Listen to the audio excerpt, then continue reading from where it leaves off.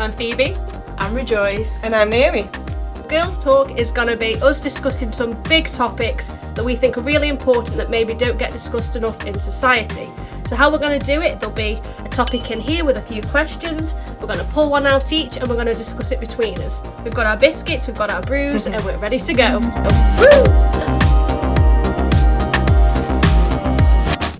Okay. Do you or have you ever changed your daily routine because of sexism? I'm a drummer, so I've loved music all my life, but if you think about the stereotypical drummers are males and changing kind of your routine of what you do or what you like just to kind of fit in with the norm. Even little things like sitting on a different seat on the bus because you don't feel comfortable sitting near to someone. You don't think that it's massive, and if you said that to someone, they'd be like, oh, that's really not that important. Yeah. Like winter now as well, and you have to like go a bit quicker or go like a different route just so it's safer. As soon as it gets dark, all women are like, oh, no, I can't stay out, now I can't meet my friends. Just these little routines that you suddenly realise your life has completely changed and it's not your own choice. You can't really deal with it. You have to prepare yourself every single day when you're a woman for the inevitable. Anything could happen. I think they are also just like a lot of just because of stereotypes of like, you know, males and females and stuff, that people just carry like subconscious like thoughts about them. So like you can be, you know, in work and if people need help with something, they can be like, oh, I won't ask the man to do that. I'll ask like, no, I won't ask a woman to do it. I'll ask the man to do it. Yeah. Or, oh, I'm really hungry. I want a cup of tea. Oh, Sue, can you make me a cup of tea? Just stuff like that. It's just a bit not as explicit, but you know, it's still there. And I think that's another thing on the tail end of it. Obviously, men can go through sexism as well, and that's impartial towards it. Yeah. Rather than celebrating our differences in our genes, it's sort of you either have to all be the same or we're going to put you in different groups and you have to fit into those. Is sexism personal ignorance from an individual or an issue with society?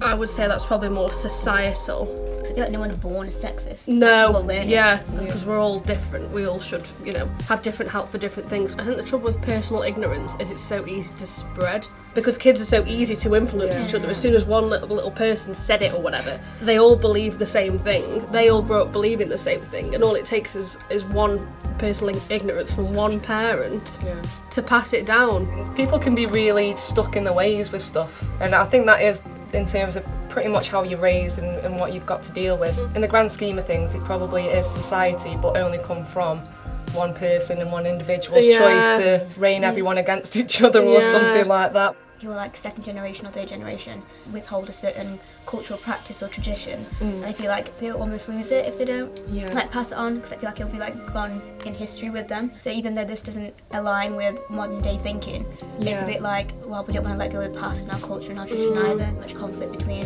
the new generation and the old generation, because I feel like this generation is willing to learn and find out new things. I think the generation that kind of grew up there, probably our parents and especially our grandparents, have a particular mentality because of what the society was like there, and as they're raising their kids, they kind of pass that on. Like our generation of like millennials and Gen Zs, we are more aware of inequality, make sure like, you know, when our generation have kids, we won't pass on the exact same gender stereotypes to them. So have you ever been put off doing something because of sexism? Being around sort of other male musicians, because even if you know kind of what you're talking about, just as a woman anyway, kind of a little bit like just kind of want to get on with your stuff and just get on with it. But if you're in a group of blokes, you know, and it's like, oh, okay, and they're kind of doing their little thing and, you know, making music, and they're almost trying to be like, so this is how you do it, and it's like, okay, I know how to do it. Especially with things like in university projects and stuff, if it was like a group project, you wouldn't elect yourself as leader because you're like, oh wait, I don't want to do that because I don't want to be like, oh, she's being bossy or she's being this and this and that. If a girl wants to lead, she's being bossy. But if a boy wants to lead, it's like, oh, it's fine. Authoritative. Authoritative, things like that. Maternity leave and like planning for a baby or getting married, it's a bit like, I don't want to tell my boss this, that, or be feel guilty, Yeah, and it's like, I can't help. I can't have a life. I can't progress my life, but also can't have the best career as well. It's like, what do I choose, like my career or? Well, that's true actually. As a woman, driving makes me feel so much worse because there's this thing of women drivers. I've been called some choice names. Wow, really? And heard, as soon as I see a woman in a car, I immediately feel calmer because I'm like, I feel like you've probably had a woman driver as well, because it's this like ongoing joke now, isn't it? When you see another woman doing something, it gives you confidence. It's how important it is for like us to have women role models. And even for like us, even in times where we might feel like, oh, I can't do this thing because I'm a woman, to try and build some courage. We step out, we're giving other people some confidence as well to step out. How should you react if you see someone you know presenting sexist behaviour? If the victim of the situation is a woman and you as a woman is trying to step in to help, are you then putting yourself at risk because you're going to get the same slanderous remarks? That anyway is almost, are you going to be a bystander, or are you going to help out really? Or sometimes when you say something, the other person might just even more feel like more shielded and protected about what they said and what they believe. It's just hard because they might not, you know, actually take in what you're saying to them.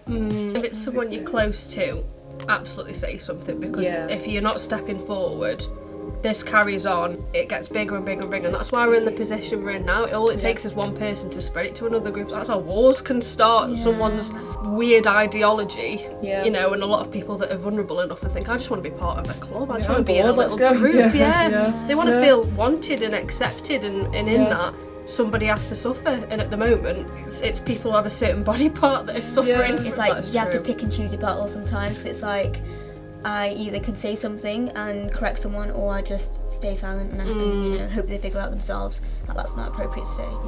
So that's our thoughts all about sexism. Stay tuned with us if you want to hear about some more important topics that we're going to discuss.